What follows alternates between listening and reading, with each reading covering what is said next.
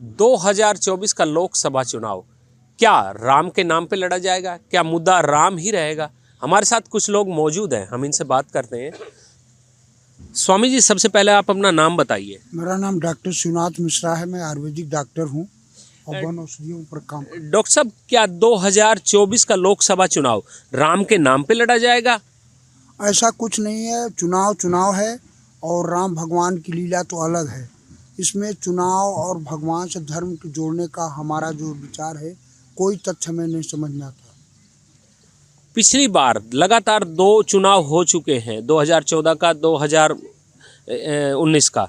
उसमें राम मंदिर ही मुद्दा रहा है। इस बार राम मंदिर बिल्कुल फाइनल हो चुका है। रामलला के प्राण प्रतिष्ठा अब होने वाली है। क्या इसको लेकर बहुत से लोगों में विचार है? क्या आपका क्या विचार है? इसमें राम भगवान का तो मंदिर जो कल्पना था वो तो हो ही गया।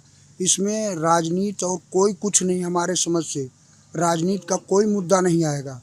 और भगवान की जो कल्पना थी वो तो अब पूरा हो गया। अब पूरी देश दुनिया उसके लिए भगवान के शरण में जाएगी। इसमें चुनावी मुद्दा हमारे समझ में कोई नहीं आता। ये तो भगवान की लीला है। सर, मेरा एक सवाल, क्या 2024 का चुनाव राम के नाम पर? एक हम जो कि सुनते आए हैं, जैसा कर्म करेगा बंदे फल देगा भगवान, ये है गीता का ज्ञान।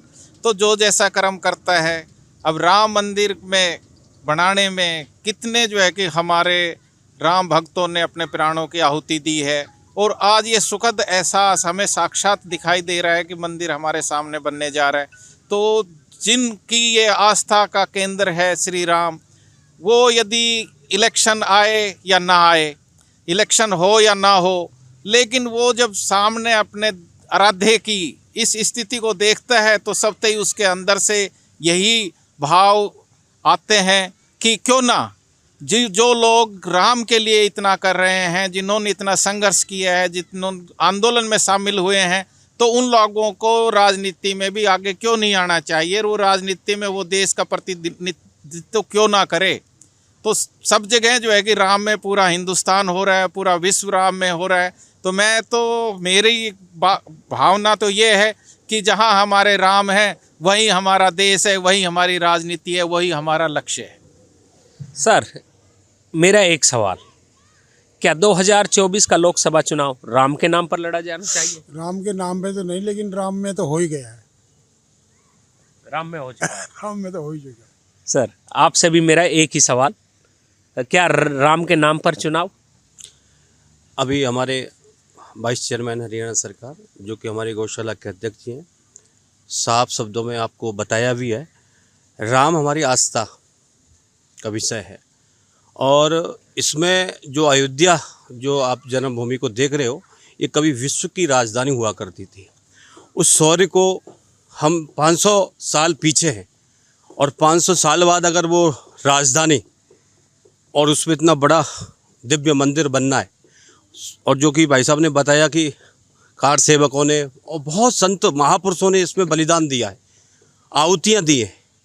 अगर उन्होंने समभाव से पूरे देश को जोड़ने का कार्य किया है और जोड़ रहे हैं, सभी समुदायों को जोड़ रहे हैं, किसी को परेशानी नहीं किया है, किसी को कोई ऐसा नहीं किया है। और अगर वो अच्छा कार्य कर रहे हैं देश के लिए, तो क्यों ना कुल मिला के एक आ जाए राम के नाम पर, क्यों नहीं राम के नाम पर। हमारे साथ कुछ लोग और हैं, हम इनसे बात करते हैं।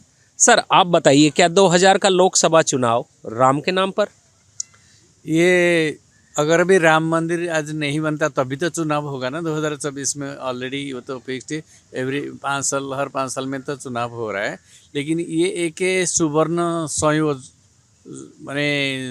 संयोग कि जिस मुद्दे में सुप्रीम कोर्ट ने और 150 साल से 1800 कितने से भी जो पहले से हो चुका था, और 1934 से भी हो चुका था कि राम मंदिर वहीं बनेगा। और ब्रिटिश ने फिर और जो मुसलमान 12 लोग भी दिए थे कि हाँ वहीं बनेगा।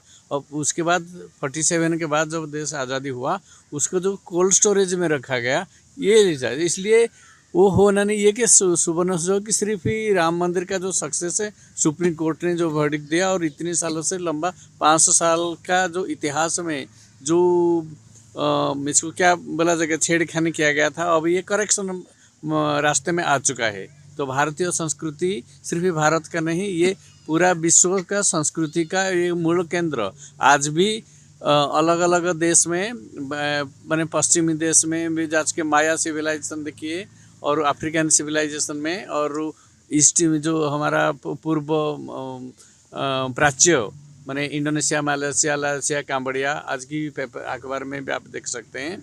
तो हर जगह रामायण ही पृथ्वी के सबसे पुराना, इसको धर्म से मत जुड़िए, ये होता है कि जो विश्व संस्कृति का एक मूल मंत्र वो होता है राम। तो उसी राम ही जो कॉस्मस रिलीजन, रामायण ही ये स्टोरी ऑफ द कॉस्मस, तो उसी का सेलिब्रेशन का एक माइलस्टोन ही है। इस आगे भी है इसी राम या हिंदू या सनातन धर्म का एक संकेत है। राम अकेले नहीं है, राम का उसी संकेत से पूरी विश्व का जो संस्कृति बन चुका है।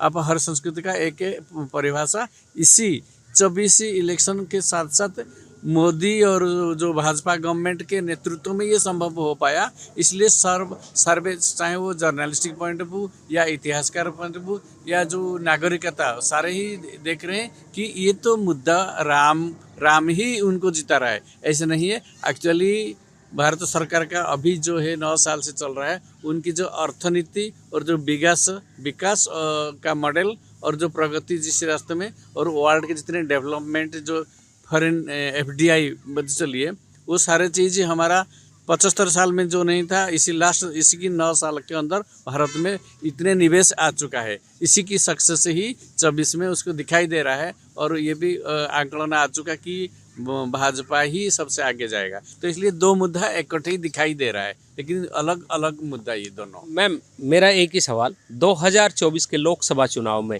क्या राम के नाम पर चुनाव लड़ा जाएगा? मैं अल्पना पटनायक हूँ, मैं कॉलेज में पढ़ाती हूँ। मुझे ये समझ में नहीं आता कि भगवान की आस्था और राजनीति को क्यों जोड़ा जा रहा है। अगर राजनीति के इलेक्शन नहीं होते तो क्या अयोध्या का मंदिर नहीं बनता? ये तो लोगों की आस्था, आप देखिए हमारी जो उसके अंदर भगवान के अंदर जो श्रद्धा है, जो आस्था है, उसको देखिए। राजनीति को छोड़ दीजिए। जैसा कि अभी डॉक्टर पटनायक ने बोला, इलेक्शन तो आते हैं जाते हैं, हर साल आते हैं।